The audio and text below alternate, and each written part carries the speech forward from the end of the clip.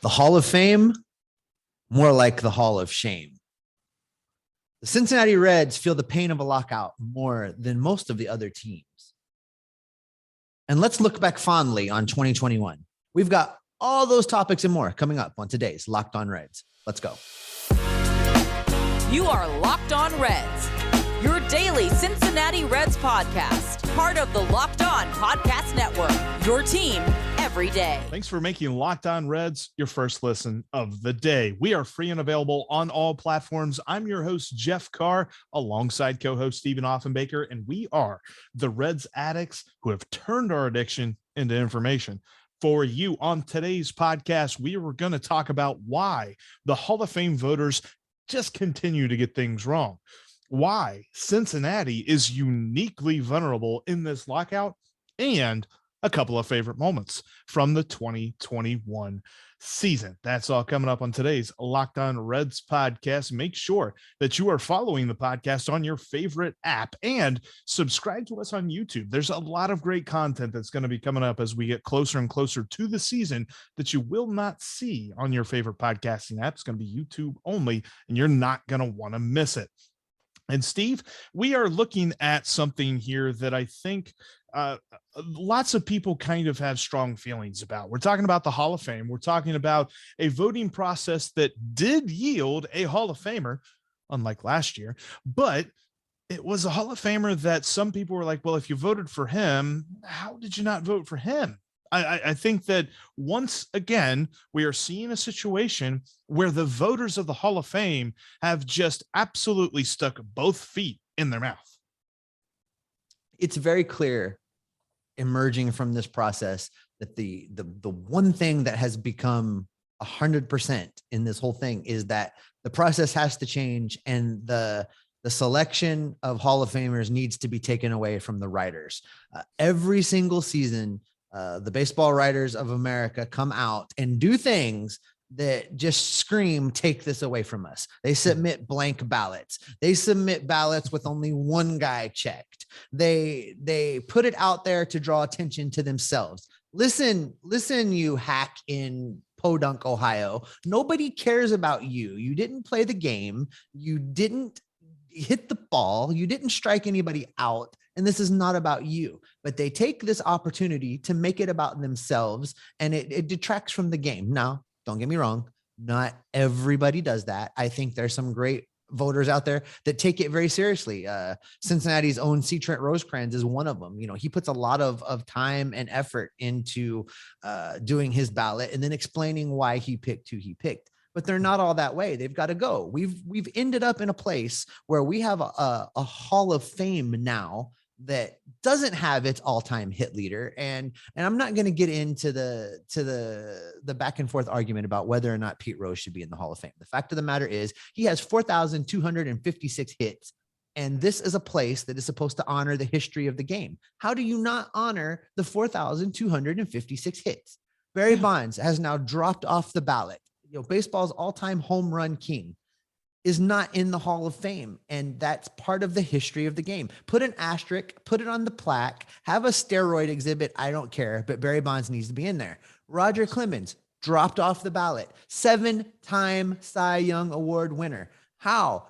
In a place where you honor the history of the game, do you not have a guy that has won 7 Cy Youngs, Jeff? I don't understand how the people that run the Hall of Fame can continue to look in a camera and say that we have this special place for you to celebrate this game when they're erasing gigantic portions of the history of the game.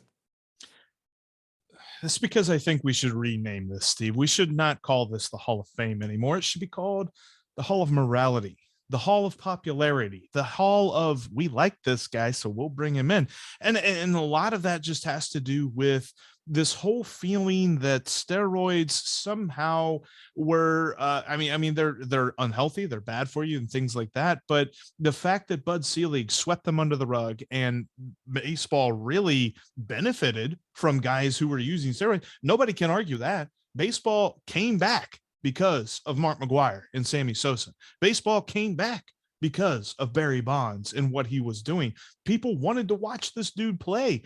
And now we're going to sit here and say, oh, no. We're going to turn our noses up at those guys and say, no, you don't belong in the Hall of Fame. We don't need to remember you.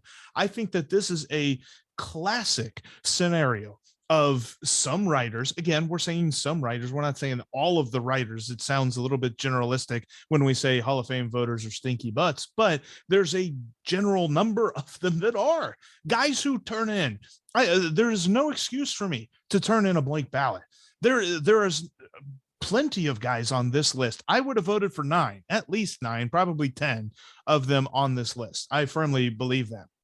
I think the guys who only voted for 1, that won't make any sense to me at all. There was, and I'm blanking on the guy's name. I've been trying to think of it the whole time you were talking, but there was a guy who voted for nobody, and he wrote a column about it, and he simply said steroids, basically in so many words, steroids.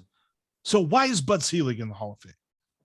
If Bud Selig's in the Hall of Fame, Barry Bonds should be in the Hall of Fame. Roger Clemens should be in the Hall of Fame. Mark McGwire should be in the Hall of Fame. Put something on the plaque. Says they took steroids. Don't do drugs, kids. There you go. You're absolutely right. And let's listen. David Ortiz tested positive for PEDs. There you go. There you go. And he's in. It's mind-boggling to me. I think that there's one part this morality police thing going on. There's in Bond's case, you've got some writers that didn't like him. It's personal. And that's not okay for an organization that's supposed to be celebrating baseball's best. And I look at it, and there's been problems all along. I mean, this is not a new problem, Jeff. If you look at the history of the voting in baseball's Hall of Fame, there's example, Mariano Rivera, the first unanimous selection to baseball's Hall of Fame. Johnny Bench, there was somebody out there that didn't think Johnny Bench was a Hall of Famer. Right. Just like there was somebody out there that didn't believe that Ken Griffey Jr. was a Hall of Famer, didn't vote for him. There's somebody out there that didn't think Joe Morgan was a Hall of Famer. There's somebody out there that didn't think that Babe Ruth was a Hall of Famer. I mean, they've lacked credibility for a long time. Yeah, that's what gets to me is not only the steroid argument. Everybody's kind of not distracted by it. It's obvious that it should be discussed, but everybody's distracted by that. Let's talk about this. Scott Rowland, every year that he's been on the ballot, his number of votes has increased. If you're voting for him now, why didn't you vote for him last year? Why didn't you vote for him 2 years ago? Did he all of a sudden become a Hall of Famer by not playing, but somehow you just kept looking at him on the ballot like, yeah, I think I'm going to vote for that guy. If a guy is a Hall of Famer the 10th year that he's on the ballot, he's a Hall of Famer the first year he's on the ballot. I don't know why years on the ballot makes any difference unless you're sitting here and you can't vote for more than 10 people. And you're just like, well, this guy was my 11th. I'll vote for him next year. That makes sense. But there's all these guys who have blank ballots and 1 vote or maybe 2 votes. And then all of a sudden they're voting for guys who are getting in. I don't understand the logic behind, well, he's not a first year, on the ballot Hall of Famer, but he is a second year. You know what happens, Steve, whenever you're voted in the second year or the third year or the 10th year, you're a Hall of Famer. Do you know what happens when you're voted in the first year that you're on the ballot? You're a Hall of Famer. Nothing changes. Nobody's like, oh, well, this guy got in the first time. We're going to put him up at the front of the building. Like, no, come on. That's not a thing. And it shouldn't be a thing, but it is. And that's just one of the many reasons why this whole process needs to be revamped. I'm with you. I would like to see a situation where maybe you're talking about coaches. Maybe you're talking about veterans, like guys who have played like at least, I don't know, 10, 15 years, something like that. We need to draft up a proposal for that because this is getting out of hand. You've got writers that are putting their name at the front of the line, their name out on the headline. And that is one of the first things that you're not supposed to do as a journalist. You're not supposed to be the story, but they are. And that's just completely ridiculous. And it's, I get how it happened in the first place. I understand why when this whole system was initially developed that it was the writers, because they were the people and the only people that saw the players every single day. But guess what? I watch the players every single day now. You watch the players every single day now. We all can see the players anytime that we want. There's film, there's iPads. Everybody can be an informed voter. So I think it's time to overhaul it, Jeff. You're absolutely right. And I think you said it best when we talk about these Hall of Fame voters, that the Hall of Fame voters have swung and missed more times than Aristides Aquino has in the last few years. It's just, it's terrible. The Hall of Fame vote is a low and away breaking ball, and the voters are Aristides Aquino. Just can't hit it at all. I don't, honestly, like, that's something, and maybe we'll talk about this on a future podcast, kind of our proposal as to how you could fix this. But seriously, going back and looking at, like, yes, David Ortiz tested positive for PEDs, so he gets in. Barry Bonds doesn't. Barry Bonds never did. Barry Bonds actually test positive? Not one time. Did Roger Clemens? I think Roger Clemens did. But it's like, it's all of this stuff. Like, David Ortiz was never involved in a very publicized trial on C-SPAN and all that other stuff. And he didn't have to stand up in front of Congress and say, you know, I never took steroids or something like that. So because he didn't have to do all that rigmarole, we just kind of forget the whole thing and sweep it under the rug. I think that it's very disingenuous and it needs to be changed immediately. No, I definitely agree. Listen, let's move on to something at least different. It may not be more fun. Coming up, we're going to be talking about how baseball's lockout, fun times, actually impacts the Cincinnati Reds a little bit more than other teams, how it hurts the Reds maybe disproportionately. But before we do that, I want to talk to you about Built Bar, because Built Bar helps me stay on track with my diet. It helps me at least be able to try and say that I'm trying to eat a little bit more healthy, but it doesn't make me sacrifice all the things I want, because I want chocolate. I have a sweet tooth. I want candy. I want to feel like that I'm eating whatever I want, whenever I want. Built Bar helps me do that. However, it is a healthy alternative. It's covered in real chocolate, but it's only 130 calories. It only has 4 grams of sugar. It's only 4 net carbs for you folks that are out there on the keto diet, but it is packed with 17, sometimes 18 grams of protein. They have some very interesting, really good flavors. Cherry Barcia is my personal favorite. Got that stashed in my locker at work. I use that every single shift to kind of make it through the night. They've got some other great stuff like coconut brownie chunk. They've got salted caramel, as well as many seasonal flavors, and a lot of different products that like the marshmallow puffs, as an example, that are just so good. If you head over to built.com right now, you can use the promo code LOCKED15. That's going to give you a 15% discount on your order, courtesy of us here at Locked On. And it'll get you started on your new healthy diet and your healthy living. That's built.com. Use the promo code LOCKED15 for 15% off your order. Get started today on some sweet treats that are also good for you.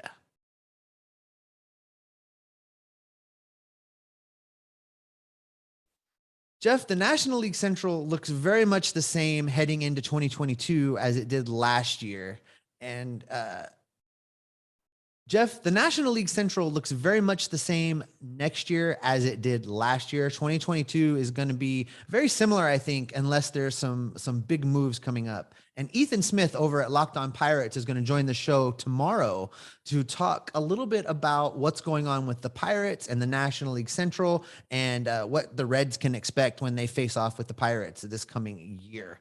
It's going to be on tomorrow's episode with Ethan Smith, Locked On Pirates. Don't miss that. Jeff, we're still in a CBA negotiation period. The players are still locked out, and the collective eye of the world is on Cincinnati right now, because the Cincinnati Bengals are in the Super Bowl. The Cincinnati Bearcats were in the college football playoff. The world is watching, and there's the sound of crickets coming from Great American Ballpark. And that may not necessarily be the Reds' fault. They're kind of not allowed to be making a bunch of noise right now because of the lockout. They're not allowed to talk about the players or promote the products. But I think that because the world is watching, the Reds are missing a huge opportunity to at least try and change the narrative about how things were going before this lockout began. And I think that this is hurting the Reds more than it's hurting anybody else in baseball right now. Yeah, Steve, I look at this and I say that, the Bengals have absolutely just taken off, right? They're in the Super Bowl. They've got a shot to do the thing they've never done in their franchise's history. And the city is just ablaze with Bengals love, Bengals passion. Everybody is loving the Bengals right now. There's people that years ago switched over to another team, whatever that team might be, that are coming back and they're like, boy, oh boy, it's great to love my Bengals again. It's great to love the hometown team. This is a football town now. And it was probably going to be that way, even if the lockout wasn't going on. But we are now to the point that this lockout has lasted for so long. And with all of the negative press surrounding it and things, people talking about stuff getting pushed back and all that stuff, we are looking at a period of time where the Reds have nobody talking about them for any reason other than, hey, when they coming back?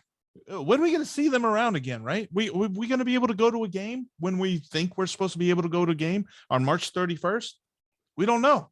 And because of all of that, the city of Cincinnati is collectively turning their gaze away from Great American Ballpark. I think that we are talking about a team now that, unless the Reds just come out and are absolutely blowing the doors off of the place and just going crazy, winning game after game after game and starting some kind of wire to wire thing, I think everybody's going to be counting down the days to training camp. Ooh, I think you're right. I think that the Reds are going to be under a tremendous amount of pressure to remain relevant, and for that to be a statement about Cincinnati, Ohio is a big thing. I mean, this is the birthplace of professional baseball. And once again, the owners in this sport and the commissioner in this sport are cutting off their nose to spite their face. Yeah. They're damaging. I mean, I think they're damaging the sport in some cases beyond repair sometimes. And I know that's very doom and gloom. I know that for you, especially, that is Mr. Sunshine and Kittens optimistic whenever you can be. That's probably a very bitter pill for you to swallow, but I think that it's true. And I think that when we've managed to reach a point where Mike Brown is the most beloved owner of all of the professional sports franchises in Cincinnati, we're really saying something. Yeah. Easiest dude to complain about a couple of years ago is now the dude that everybody's praising.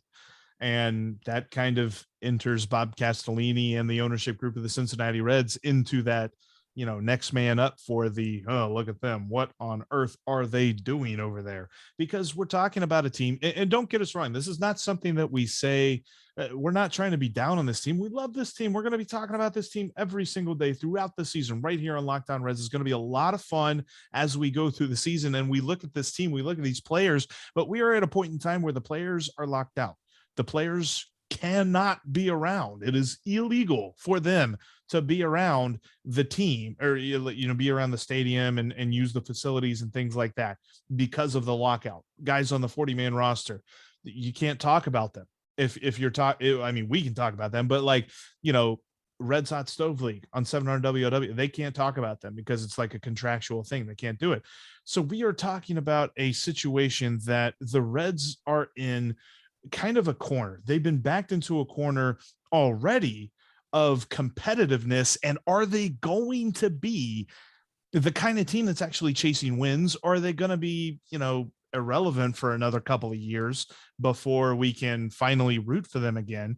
And I hate to see what that's going to do, because we're talking about a period of time that even if they are relevant, the stadium's not going to be sold out until June when school lets out. Like there's not going to be people that are kicking down the doors to, some home game against the Marlins in, the middle of May. Well, besides me and you, I mean, we're going to be there. We're going to be camped out, but that's just us. It's a negative situation that I don't want to be there, but it's definitely something we got to talk about because the Bengals are huge, man. The Bengals are huge. They're exploding. And Jeff, the thing is, I think everybody always expected that baseball was going to have to do some damage control when the lockout ended. I think everybody was fully prepared. And I would imagine that from a national level, Major League Baseball has they have a team of PR people. And I would imagine they have a campaign locked and ready to go to try and massage the image of the sport as soon as the lockout ends. I don't doubt they have something like that in place, ready to go. But for the Reds specifically, they're going to need to put in some extra effort, because not only do they need to rehabilitate their reputation, and not only do they need to do some damage control, but they're going to come out of this thing finding themselves in a position where people may not necessarily care to listen. And I don't think they anticipated that when the lockout began. They did not foresee, like most of us did not foresee what the Bengals were about to do. And, I think they're going to suffer as a result. Yeah, I think that this team can't come out. I mean, I think I could see them explain away, kind of like we talked about on yesterday's podcast. If you get a good trade for maybe like Sonny Gray or something like that, then it could be explained. And you're bringing in somebody who can play this year, like Mitch Haniger, and you're bringing in a nice prospect who could be with you for a number of years after this, then that's something that could be explained away. If they come out and they're trading Sonny Gray and they're trading Luis Castillo and they're trading Tyler Mahle, it's going to be real hard to get anybody excited about what's going on at Great American Ballpark. As much as you and I might try, we're going to. But it's just, I look at this situation, and to be honest with you, Steve, I want to be happy. So we're going to be happy coming up here in just a minute as we talk about some favorite memories from this past season. I've got a thought about Tyler Stephenson, and Steve's going to look at a great day for a relief pitcher in some inclement weather. That's coming up here in just a minute. Before we talk about that, I want to tell you about Bet Online. BetOnline.net still remains your top source for sports scores and news. As we are coming up to the Super Bowl, football is kind of going away, but there's still lots going on in basketball, hockey, and all that great stuff. Bet Online has you covered. Bet Online, when it comes to props, odds, and lines, they've got all that great stuff. And as we get through the Super Bowl, there's so many props coming up. I don't know if you've seen like the odds on like heads or tails, or who's going to be right on the coin toss, or who's going to be wrong. I don't know. There's so much that you can check out though. And it's all at betonline.net. And it's not just football. BetOnline has up to the minute info on pro and college hoops, the NHL, boxing, UFC, along with live real-time updates of all the games that are currently happening. Don't wait to take advantage of all the new and amazing offers available for the 2022 basketball and hockey seasons at betonline.net. BetOnline is where the game starts. Thanks again for making Locked On Reds your hashtag first listen of the day. We are free and available on all platforms. And Steve, we've been a little bit real, a little bit maybe jaded is the word, maybe negative is the word on today's podcast, because we've been talking about some rough things. Let's talk about some fun things. I want to look back on this season and look back on some moments that were awesome in different ways. We're not necessarily talking about, huge milestone moments. We talked about Joey Votto. This was a couple of weeks ago when we were looking back at Joey Votto's home run streak. We talked about Nick Castellanos flexing on Jake Woodford and the Cardinals. Now I want to change gears a little bit. This was a win, and this was a moment that I think at the time, as it happened, as the walk-off happened, we're talking about Tyler Stephenson walking it off in San Diego against the Padres. At that period of time, I remember watching that game and just being like, oh, we got out of San Diego without getting swept. Because if you remember that series, there were so many games that the Reds were right there. They were one run away.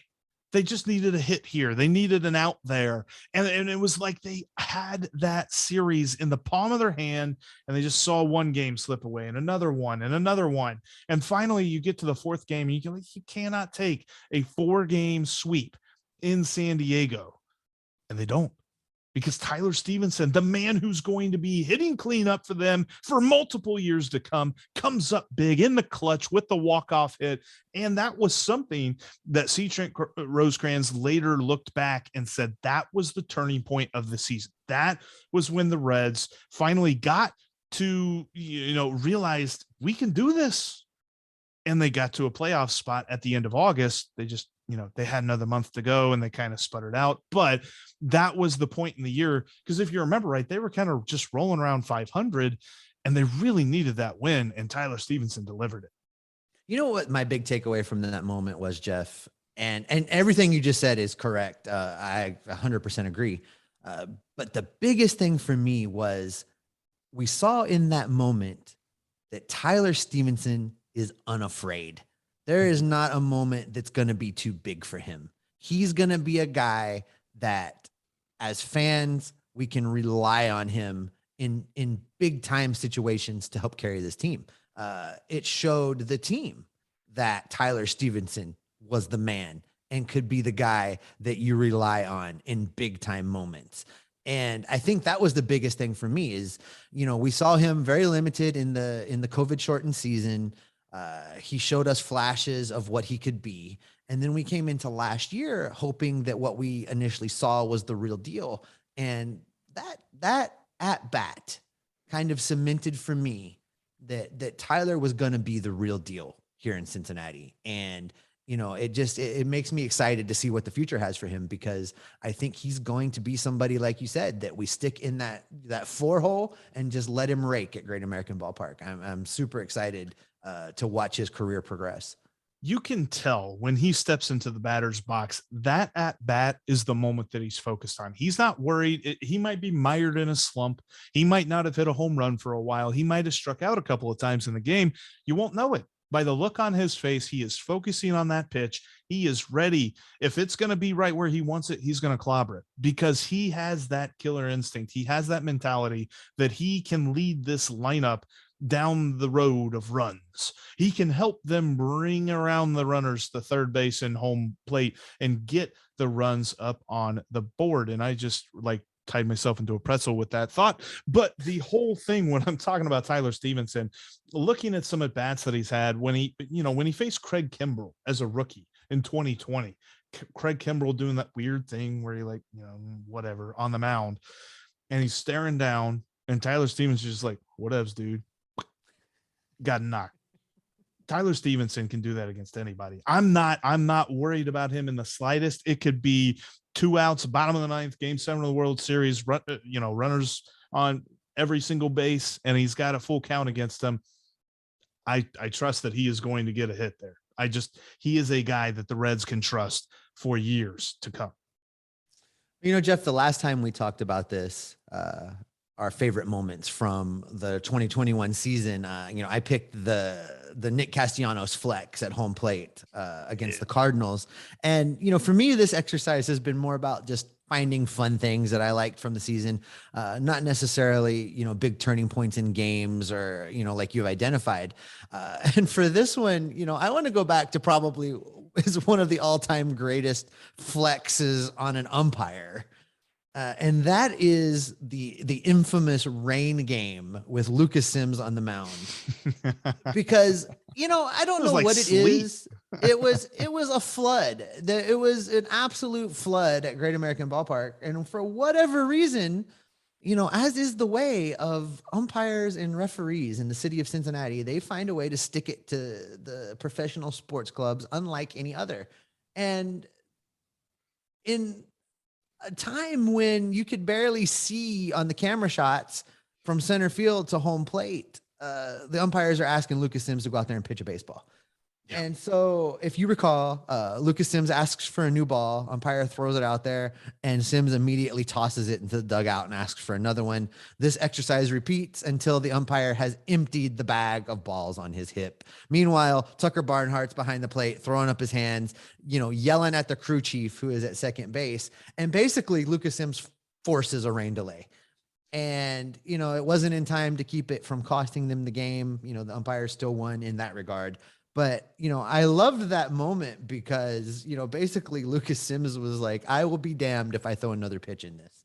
Yeah. And it was just, in a situation that was otherwise very frustrating, you couldn't help but chuckle and laugh a little bit that, Sims refused to be forced to do something that he didn't want to do. And he refused to be put in a situation where he was going to hurt himself.